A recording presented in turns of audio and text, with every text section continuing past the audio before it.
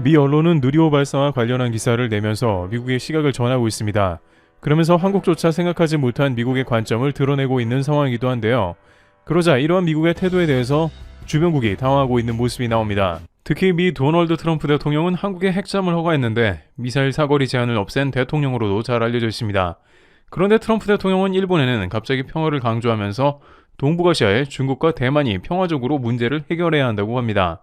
그러면서 미국 뉴욕타임즈는 백악관에서 일본에는 다카이치 총리를 문제아로 보고 있으며 미중 관계에 방해가 된다고 한다는 겁니다.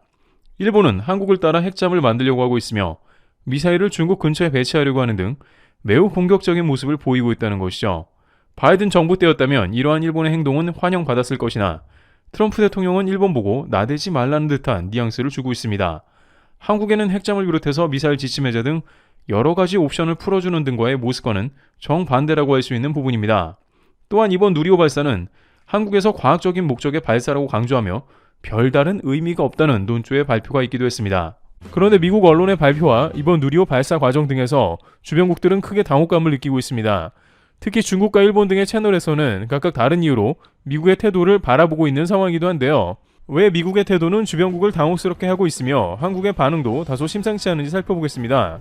일단은 이번 누리호는 인공위성 택배 서비스라는 의미가 강조되는 모습을 보이고 있는데요. 순수 위성을 발사하기 위한 것이라는 골자가 주요 내용으로 한국 당국이 홍보해온 것입니다. 그런데 이 부분에 대해서 한국과는 다른 해석이 미 언론을 비롯 다른 채널에서 나온 것입니다. 우선 인공위성 배달 서비스라는 것은 실제 맞는 내용이기도 한데요.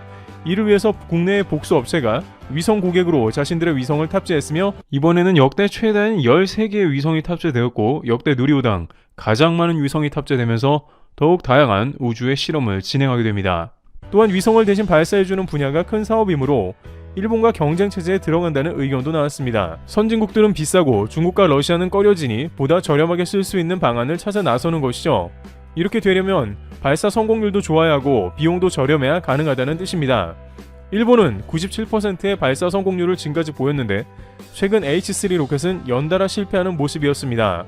누리호는 연구원들이 모여서 밤새 작업하면서 아침에 원인을 찾아내 발사를 성공시켰습니다만 일본은 발사 실패 원인을 아직도 찾지 못하며 발사 실패 후유증이 지속되고 있는 모습이죠.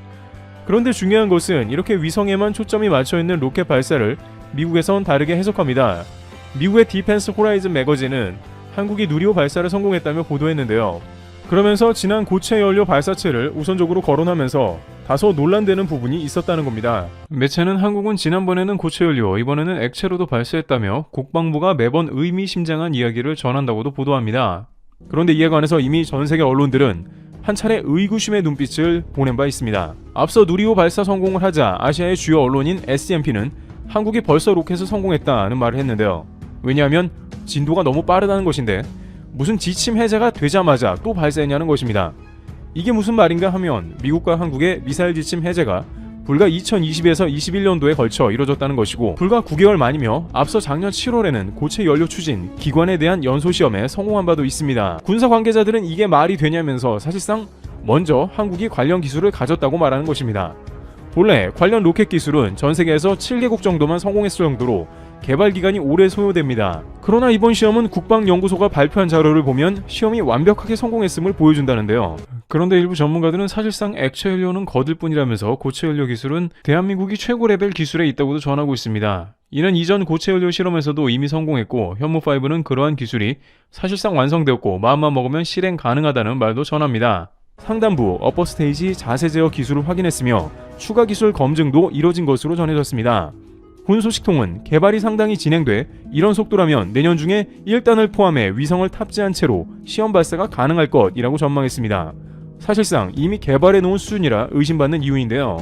일각에선 미사일 지침 종료로 국방부와 ADD 주도로 개발의 속도가 붙은 데 따른 결과물이라고 했지만 고체 연료를 기반으로 하는 추진기관은 소형 위성 또는 다수의 초소형 위성을 지구 저궤도에 올릴 수 있는 우주 발사체에 사용되기 때문에 이것이 계획대로 착착 몇 개월간으로 개발 가능하냐는 것이었습니다.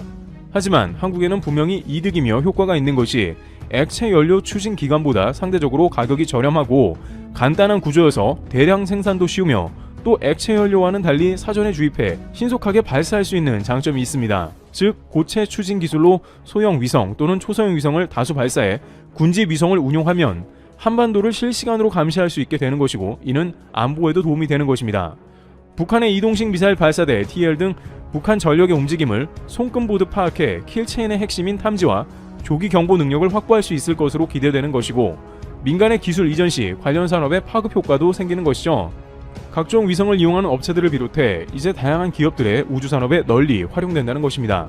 그런데 이러한 우주 항공 분야 말고도 역시 외신의 눈은 이것이 과연 항공 우주 분야만일 것인가 라는 것이죠. 특히 미국 매체는 미국에서 한국의 로켓 발사 성공에 대해서 의미심장한 눈으로 본다 했는데요. 디펜스 매거진은 한국의 미사일이 개발된다면 이는 중국까지 모두 커버할 수 있다고 전했습니다.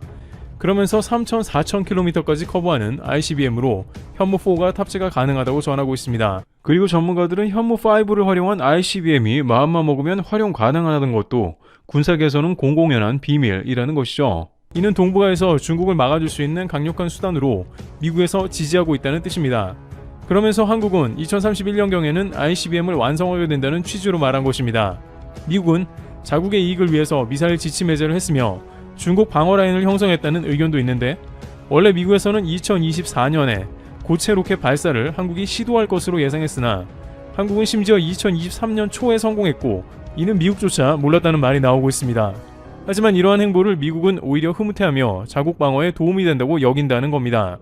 이러다 보니 중국에서는 당연히 경계를 하고 일본조차 불만에 휩싸이는 모습이 나오는데요. 게다가 최근 일본은 군사 대국화를 선언하면서 한반도에 미사일을 날릴 수 있다는 발언을 했습니다. 한국의 동의는 필요가 없고 북한이 도발하면 일본 마음대로 미사일을 쏘겠다는 것입니다. 다카이치 총리로 이런 흐름이 넘어가면서 일본이 더욱더 미사일에 대해 공격적으로 이러한 가운데 한국의 발사체는 사실상 대륙간 탄도미사일 ICBM을 보유했다는 선언인 것입니다. 실제 지난 누리호 발사 성공 이후에 홍콩 SMP는 한국이 ICBM을 보유하게 됐다고 보도했습니다. 한국에서는 군사미사일 발사가 아닌 우주항공 발사체라고 했지만 각국의 해석이 달랐던 것이죠. 일본 일부 채널에서는 침통한 분위기도 이어지는데, 지금 위성이냐 미사일이냐 문제가 아니다 라면서 한국은 이미 고체 연료 발사체로 사실상 ICBM을 확보한 단계에 이르렀다고 탄식을 자아낸 것입니다. 일본의 경우에는 중장거리 미사일을 보유할 예정이고 이에 예산을 엄청나게 증강하고 있습니다만, 일본 야당에서는 비판이 나오는데요. 왜냐하면 그 미사일은 40년 전에 나온 토마호크 미사일입니다. 물론 토마호크는 걸프전을 비롯해 지금까지도 현역으로 활약하는 잘 개발된 중장거리용 타격 체계이지만, 미국에서는 일본에 사실상 재고 떨이를 해서 덤터기를 씌우며 미사일을 판매하겠다는 의도로 보이며, 일본에서 국방비 증강을 위해서는 결국에는 증세를 해야 하는 방법밖에는 고려되지 않고 있기 때문이죠. 현재 일본의 국가재정은 빚더미에다가 고금리로 일본은행은 금리 인상 카드까지 만지작거리기에 더 이상 일본 정부는 빚을 내어 국방비를 증강시킬 수 없어 이것이 소비세 증가나 연금을 건드릴 수 있다는 겁니다. 그러다 보니 일본은 막상 군비 증강을 한다고 해도 결국 미국의 재고 소진용 군비 증강이 되는 상황이며, 뒤늦게 한국처럼 방산 수출을 추진하기 위해서 방산업체 국유화를 추진하고 있지만, 이미 한국은 나토의 상당 국가에 무기를 공급하고 이제 ICBM까지 완료했다는 것에 망연자실한 것이죠. 일각에서는 한국 고체연료 발사체 타임테이블을 보면 사실상 이미 해놓은 수준이라 말하면서 한국도 이제 항공 우주 분야는 물론 군사 위성에 더해 미사일 기술이 정점을 향해 간다고 전합니다. 실제 고체는 대량 생산이 가능하다는 점에서 기존 한국의 전술핵급 미사일 현무와 결합을 하게 되므로 설계 단계에서부터 훨씬 많은 선택지를 갖게 되는데, 이는 결국 전쟁 억지력과 연결이 되는 맥락입니다. 북한이 미사일 도발을 해오지만 갈수록 한국도 손에 들고 있는 무기가 많아지게 되므로 예전과 같은 도발은 더욱 감행하기 어려워지며, 러시아, 중국 등이 둘러싸인 화약고이기 때문에 한국의 이러한 행보는 국가안보 차원에서 당연히 추진되고 이행되어야 하는 상황인 것입니다. 동북아의 안보가 위중해지는 시기에 한국이 상공에 쏘아올린 행적은 주변국에 큰 메시지를 보낼 것입니다. 하지만 다카이치 총리는 일본 국익에 손해를 끼치고 외교 흐름도 무시하면서 미국의 의도와는 상반된 모습을 보이고 있는데요. 일본이 진정으로 중국 패권을 저지하고 태평양 지역에서 중국을 막아보겠다는 의도를 가졌으면 모르겠습니다만, 일본의 차기 참여연 선거를 위한 지지율만 신경쓰며 막말을 일삼고 있다는 것이 미국의 불편함을 안겨주는 것이죠. 트럼프 정부 입장에서는 일본의 과도한 움직임이 부담으로 다가오는 게 당연한 모습이 되고 있는 상황입니다. 그렇다면 미국이 진정으로 원하고 있는 태평양 지역의 패권은 무엇인지 궁금해지는데요. 그것은 일본처럼 중국 신경을 긁어 말로 싸우는 것이 아니라 한국과 같이 미국의 근본 힘을 키워주는 모습이라고 합니다. 주목할 점은 이 가운데 일본 패싱까지 거론되는 듯한 상황이 나와 한국조차 놀랐다는 점입니다. 일본 마이니치 신문에서는 일본은 중국과 나를 세우고 싸우는 동안 한국은 조용히 미국과 핵잠과 조선업 협력을 추진한다고 지적합니다. 그런데 일본에서 특히나 가장 놀라는 점은 백악관 내에 한국 핵보유 문제가 방향을 완전히 틀었다는 점입니다. 지난 수십 년간 일본은 한국의 핵 관련 문제를 반대해왔으며 그에 따라 미 정부는 일본과 궤를 같이 했습니다만 미국의 강력한 지지로 인해서 더 이상은 논란이 없으며 팩트시트를 확보했다는 데 의미가 있다는 것이죠. 이와 같이 한국은 미국의 호흡에 발을 맞춰가면서 ICBM을 위한 준비를 조심스럽게 해나가면서 실력을 키워나가고 있는 모습입니다. 일본이나 주변국이 봤을 땐 경계의 요소이나 한국을 잃을 국익과 안보를 위해 묵묵히 실행하고 있습니다. 트래블TV였습니다. 감사합니다.